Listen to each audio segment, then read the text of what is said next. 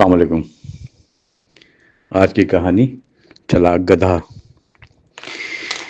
ایک گاؤں کے کنارے پر ایک مزدور رہتا تھا۔ روزانہ صبح وہ شہر جاتا، وہاں سامان ڈھوتا اور شام تک تھک کر واپس آتا۔ اس کے پاس بوڑھا مگر وفادار گدھا تھا جس کا نام گھسیٹا تھا۔ گھسیٹا کئی سالوں سے مزدور کا ساتھی تھا۔ وہ اس کے ساتھ روٹی کھاتا، پانی پیتا اور کبھی کبھی آرام کے وقت اس کی پیٹھ پر ہاتھ پھیر کر پیار بھی کرتا تھا۔ گاؤں والے اکثر ہنستے کہ اتنے بوڑھے گدھے سے اب کیا فائدہ، وفاداری طاقت سے زیادہ قیمتی چیز ہے۔ گھسیٹا بھی اپنے مالک کے لیے جان چھڑکتا تھا۔ روز صبح وہ خود آگے بڑھ کر سامان کی بوری کے قریب جا کھڑا ہوتا۔ ایک دن مالک کو شہر سے نمک کی بوری لانی تھی۔ نمک بھاری تھا مگر مزدور کے پاس کوئی اور راستہ نہیں تھا۔ اس نے 2 بڑی بوریاں نمک کی گدھے کی پیٹھ پر رکھ دی۔ گھسیٹا نے کرا کر سانس لی مگر خاموشی سے چلنے لگا۔ راستہ لمبا تھا، درمیان میں ایک دریا آتا تھا۔ وہ دریا اتھل تھا مگر پانی زیادہ تھا۔ لہریں ہلکی ہلکی اٹھتی اور دھوپ میں چمکتی تھیں۔ جیسے ہی گھسیٹا دریا میں داخل ہوا، نمک کی بوری پانی میں بھیگنے لگی۔ آہستہ آہستہ نمک گلنے لگا، وزن ہلکا ہوتا گیا۔ گھسیٹا نے محسوس کیا یہ بوجھ کم ہو رہا ہے۔ وہ خوش ہوا اور تیز قدموں سے چلنے لگا۔ دوسرے دن مالک نے پھر نمک کی بوری لائی، پھر وہی راستہ طے کیا۔ گھسیٹا نے سوچا آج بھی میں دریا میں ٹھہر جاؤں گا تو بوجھ خود بخود کم ہو جائے گا۔ جیسے ہی پانی پہنچا اس نے جان بوجھ کر رکنا شروع کیا۔ نمک گرنے لگا، بوجھ کم ہوا اور سکون کے ساتھ مسکرانے لگا۔ جب وہ دوسرے کنارے پہنچا تو بوریاں تقریباً خالی تھیں۔ مالک حیران رہ گیا، ارے یہ کیا ہوا؟ گھسیٹا معصوم شکل بناتے ہوئے کھڑا رہا۔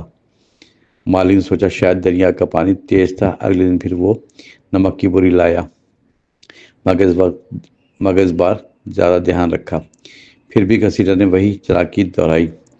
جیسے ہی پانی لگتا وہ جان بوجھ کر رک جاتا، پھر دائیں بائیں ہلتا اور زیادہ دیر کھڑا رہتا تاکہ نمک گھل جائے۔ جب وہ واپس پہنچا تو بوریاں ہلکی ہوتی۔ مالک پریشان ہو کر سوچتا آخر ہو کیا رہا ہے۔ 3 دن یہی حال رہا۔ چوتھے دن مزدور سمجھ گیا کہ یہ اس گدھے کی شرارت ہے۔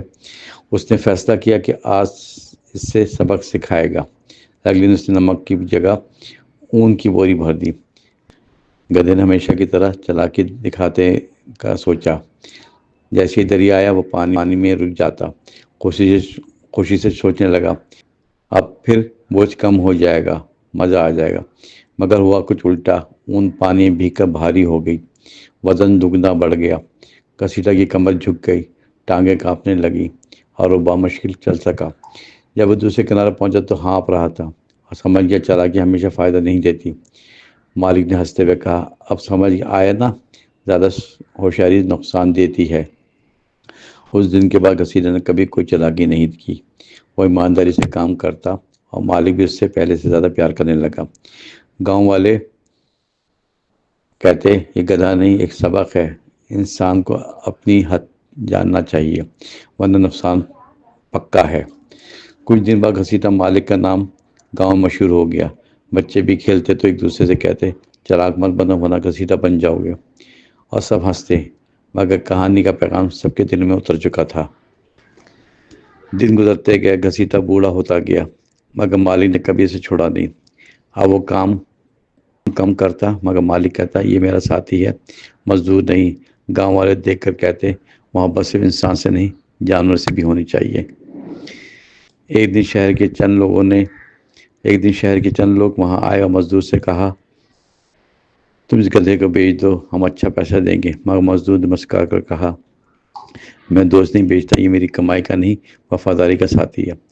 گھسیٹا مالک کی بات سن کر خوشی سے ہنسنے لگا۔ اس نے اپنی تھکی ہوئی آنکھوں سے مالک کو دیکھا، جیسے کہہ رہا میرا مالک دنیا کا سب سے اچھا انسان ہے۔ وہ منظر گاؤں کے سب لوگوں نے دیکھا اور سب کے دل پہ گل گیا۔ ایک شام جب سورج ڈوبنے لگا، مزدور نے گھسیٹا کے کانوں کے پیچھے ہاتھ پھیرا، بس میرا دوست اب آرام کرو۔ گھسیٹا نے آنکھ بند کی اور پرسکون سانس لی۔ وہ ہمیشہ کے لیے سو گیا۔ مالک کے آنسو گرے مگر دل مطمئن تھا، اس نے اپنے دوست کا حق ادا کر دیا۔